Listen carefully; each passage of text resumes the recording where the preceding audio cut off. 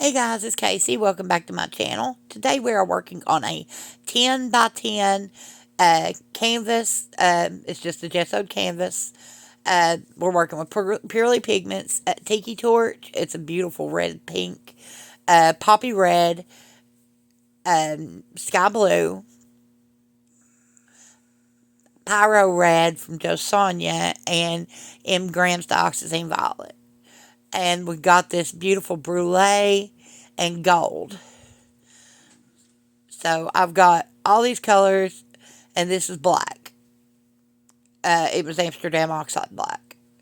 And I'm just going to put down some pillow paint on my canvas here, get it all covered up. Once I get all my pillow paint down, I'm just going to start adding my colors the way I want to layer them. So I'm going to put down black first. I like using black because it really makes the other colors around it pop. So I love putting black down first. And then it'll make the colors on top of it really pop, especially when you're using fluorescence or interference colors. And I do have brulee, which is an interference. And I do have fluorescent in here, the tiki torch. But we're putting down the sky blue first on top of the black. And then we're going to add in some gold. Once we get our gold added, we're going to move on to the brulee. Or no, I'm going to switch up to the dioxazine violet. I'm going to put in the dioxazine violet first and then the brulee. And then after I get the brulee put down, I'm going to go for my tiki torch and then my pyro red.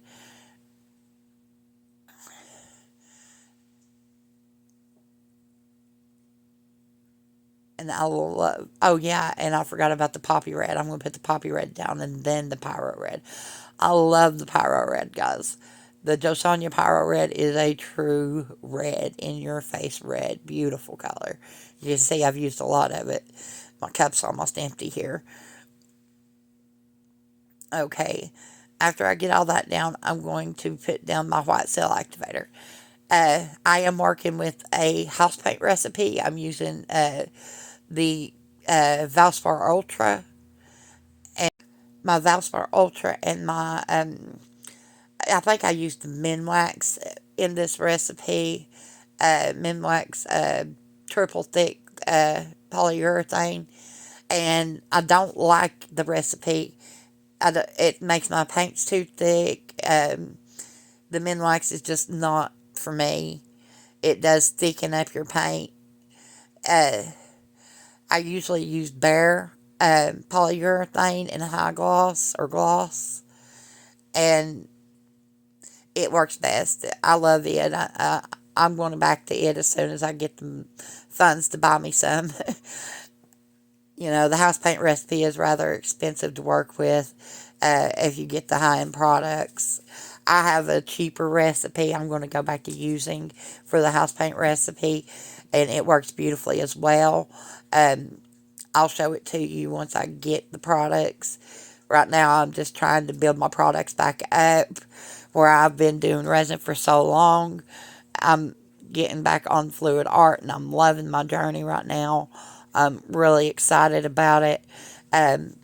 Now, this right here, I'm putting down more pillow around the edges here. And I just wanted it to flow off the canvas evenly. And my table itself was not level. So when I spun it out, my cells got warped. So I did not like what it looked like once it was spun out. I mean, because of the warped cells. I'm not a fan of warped cells. I'm not a fan of boulder cells, unless they're beautiful boulder cells, you know. They've got to be perfection. They can't be, like, ginormous. But I've been getting some of those ginormous ones. I'm not a fan. But as you can see, my cells have went from beautiful, shapely cells to these big, warped, untimely cells I don't like. I've got one good line of them there that's really beautiful, and the rest are just terrible. So, what we're going to do is we're going to put a few more swipes on here. And what I do, I end up loving. The swipes do not look perfection at all. I'm just adding white cell activator. I'm not adding any colors. I'm not doing it like a layered swipe or anything like that. I'm just going to put white cell activator on my palette knife and make swipes. And see all those warped cells? Terrible. I have one good line of cells there, and I like it. But, so we're going to add some white cell activator here, and we're going to just swipe. And so I'm looking at it, I'm like, okay, this ain't looking great, but look at the colors on here. How pretty is that? And I try to swap them onto the canvas, and I'm just going to make a mess of it right now at this point.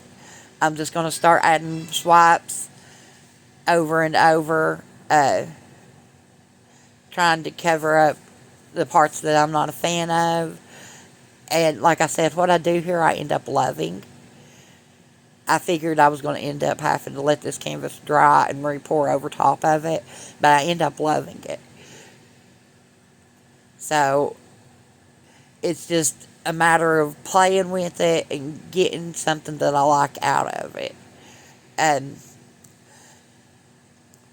it turns out really cool. But as you can see, here we go, adding another swipe. I think I'm going to put one more swipe down, and then we're going to try to spin this out a little bit more. There we go. Now let's spin it out a little bit more and see what it does. And I know at this point that I'm working on a warped, unlevel surface, so I know it's going to warp any cells. But right now I'm loving it. I let it dry as it was. Here it is dry. 24 hours later. It takes forever to dry. I'm so impatient, but you can't put it under a heater or anything like that, like you would resin. You've got to let it dry. So, I'll let it dry. It's dried perfectly. It's very glossy, very pretty. It looks like an explosion of color, and it's just lovely to me. So I'm going to play with it a little bit now. I've pulled out some paint. Um, I'm going to enhance some lines. I'm going to block out some color. Um, we're just going to play with it. At this point, I'm thinking, okay, right in here, I want to cover this up, so I'm going to cover that up. This area that I'm working in right now was one that I kept going back and redoing. But, like I said, I'm just going to block out some colors, block out some areas of the cells here. What I'm seeing is like this face blowing this out of its mouth at an angle. See, right there? That's what I was pointing out. I don't know if anybody else sees that, but I thought it was pretty cool, so I was enhancing that. I'm going to keep painting over top of this. Like I said, it takes a while to do this part. When I'm painting, it does take me ages because I play with it a lot. Now I'm going into the prism pours. These are from Color Art. We've got Hummingbird, and I don't remember the name of the other one. And then this purple, which is beautiful, and this pink. So first I'm going to go with some of this pink because it goes along with that red really well. Where the cell activator and the red met, they really turn pink, so I can enhance that white line with it a little bit and thin it out. And then I'm going to put down this Hummingbird. It's really a beautiful teal, but the white was fading it out. So I just keep adding it and trying to get the color I want, the shade I want, because I don't want it to cover up the glossiness, but that white was fading it out because I didn't let it dry. Okay, now this one right here, I'm going to add this purple in this white area. I'm so glad I did this part because I love the purple here. Um, I felt like that really enhanced it a lot right there, adding that purple in. And I love that shade of purple. So we're going to add it over here as well on the other side where the white area was. And we're just going to blend that down, make it look like it was supposed to be there. And then we're going to work back on that big area again. I don't like it. So I'm going to wipe it off with a baby wipe. Not a fan of it at this point. Didn't like it. All my white came off when I did that. So I'm going to put some more white back down. Try to fade out that area again. And I'm just going to keep adding white right here. Getting my color. And then I'm going to try adding the purple down here. And see if I like the purple in this area.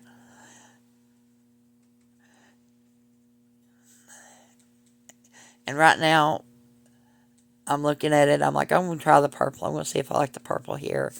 And I just wasn't a fan of it either. I'm going to lie. I did enhance another line here. I saw another line I thought needed some work. Um, but here we are. We're adding the purple finally.